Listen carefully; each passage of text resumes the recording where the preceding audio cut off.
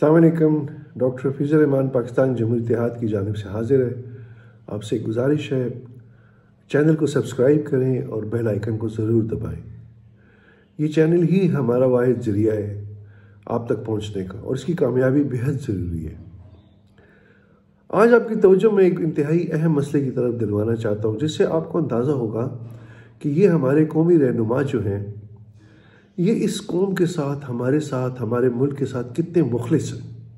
इनके इखलास की मैं एक झलक बताना चाहता हूँ आपको, और इनके अंदर जो खुद एहतसाबी का क्या म्यार है।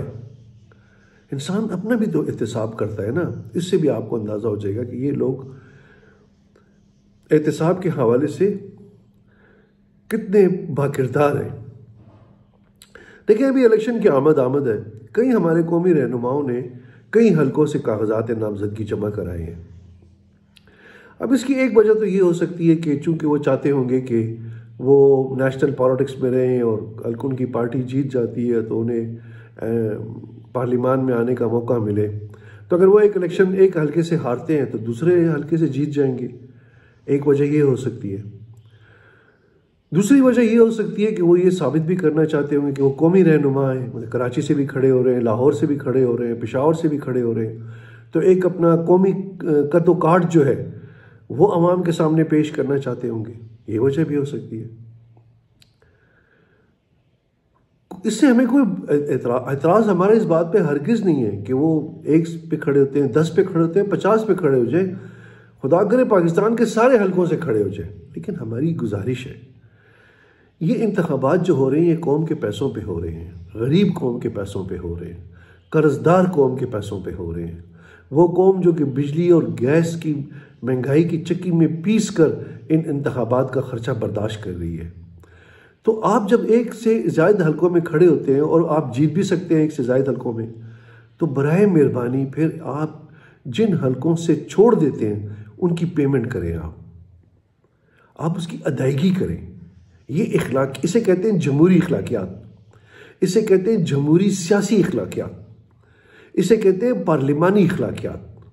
तो आप कम से कम इखलाकियात पे तो उतरे ना। दूसरों पे तनकीद करना, दूसरों पे उंगलियां उठाना और इदारों को गालियां देना और इदारों को बुरा भला कहने से पहले अपने गिरबान में झांकें कि आप इस कौम के साथ, इस पाकिस्तान के साथ, माशरे के साथ आप किस कदर पुरखुलूस हैं।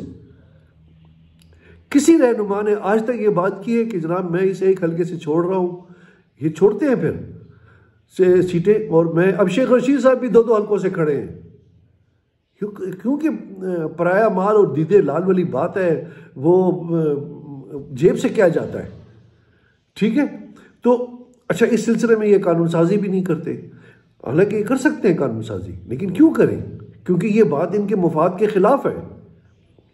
तो मेरी रहनुमाओं से बिलावल भुट्टो, नवाज शरीफ और इमरान खान और कई दीगर जो कई लोग जो कई हलकों से खड़े हो रहे हैं, मौलाना फजल रहमान साहब भी अगर खड़े हैं, पता नहीं खड़े हैं कि नहीं, इनसे गुजारिश है कि इस कौम पे रहम करें, इस गरीब कौम पे रहम करें। खुदा के लिए अगर आप खड़े हो, हमें आपके इलेक्शन लड़ने पे कोई एतराज़ नहीं है। आपका जहाँ से दिल चाहता है आप इलेक्शन लड़े, लेकिन खुदा के लिए फिर अपनी इखलाकियात का तकाजा है ये। अगर मेरी कोई बात गलत है तो सीने पे हाथ रख कर कहें क्या मैं गलत बात कर रहा हूँ, उसकी अदायगी करें, उसकी पेमेंट करें। क्योंकि वहाँ पे दोबारा ज़िमनी इंतखाब होना है। जब आप सीट छोड़ देते हैं तो फिर वहाँ पे ज़िमनी इंतखाब होना है, और इलेक्शन कमीशन का दोबारा से वहाँ खर्चा होगा। वो खर्चा इलेक्शन कमीशन की जेब से नहीं हो रहा। इलेक्शन कमीशन भी तो आवाम के पैसों पे पल रहा है, वो भी हमारे ही पैसों पे तनख्वाहें ले रहे हैं और खा पी रहे हैं। तो उनके लिए क्या फ़र्क पड़ता है? फ़र्क एक गरीब आदमी को पड़ता है।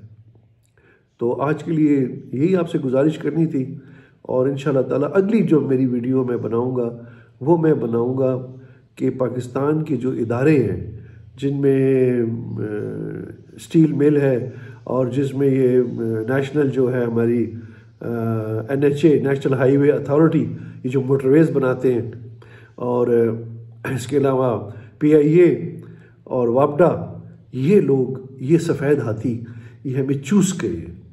इन्होंने हमारी हड्डियों से भी जूस निकाल के खा गए। लेकिन ये ठीक होने वाले नहीं है। ये इन्होंने पाकिस्तान को खा लिया है। और किसी हुकूमत में जरूरत नहीं होती, किसी सियासी रहनुमा में जरूरत नहीं होती कि इन पे हाथ डाल सके। ये माफिया हैं, ये वो माफिया हैं क्योंकि इनके साथ इनके मफादात वाबस्ता है, ग्रोह के मफादात वाबस्ता है। तो पाकिस्तान में अगर कोई जमात अपने आप को इनकलाबी कहती है, कोई लीडर अपने आप को इनकलाबी कहता है ना, तो सबसे पहले इन इदारों को नेशनलाइज करें। यानी आप इस पर मैं फिर तफसील से आपको वीडियो बना के बताऊंगा, मेरी अगली वीडियो इस टॉपिक पे होगी। बहुत बहुत शुक्रिया आपका।